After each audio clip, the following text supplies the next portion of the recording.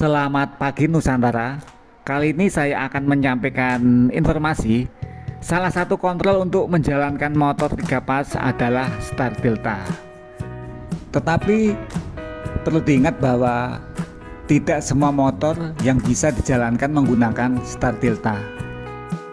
Sehingga kalau memang dari awal ingin menjalankan motor ini secara start delta, maka motornya juga harus disesuaikan dari awal, biar nanti tidak terjadi perbedaan pendapat antara pimpinan dan bagian kelistrikan itu.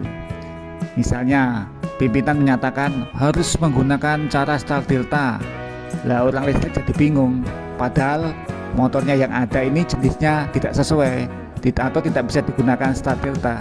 Kemudian apa yang perlu diperhatikan, apakah motor ini bisa menggunakan start delta atau tidak? Ini mudah saja, tetapi ada syaratnya, yaitu kita ngopi dulu.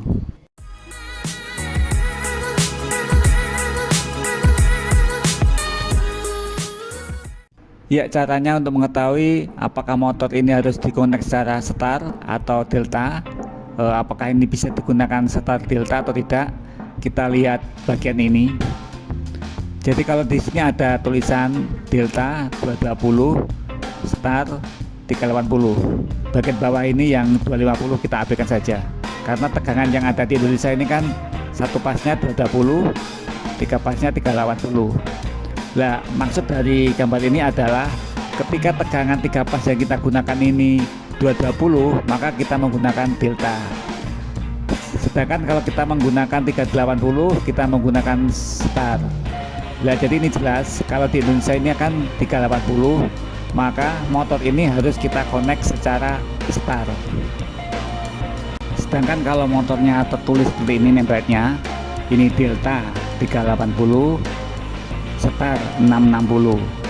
Di bawahnya ini delta 440, kita abaikan saja.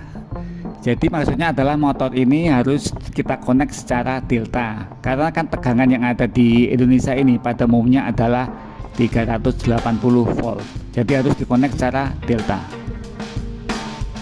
Oleh karena itu motor yang pertama ini tadi, karena ini ngoneknya start, maka motor ini harus dikonek secara start dari awal sampai akhir atau dari awal sampai selanjutnya. Kemudian motor yang kedua ini, karena di sini ngoneknya harus menggunakan delta, maka motor ini bisa dikonek secara delta dari awal sampai selanjutnya, atau bisa digunakan start delta, yaitu dikonek secara start beberapa detik kemudian ganti ke delta sampai seterusnya. Jadi motor yang kedua ini yang kodenya seperti ini bisa digunakan untuk start delta. Sedangkan motor yang pertama ini hanya digunakan start saja, jadi tidak bisa untuk start delta atau delta start, karena kadang-kala orang salah paham gitu ya. Jadi karena ini nggak bisa digunakan start delta, maka dibalik delta start gitu ya, tapi ini salah.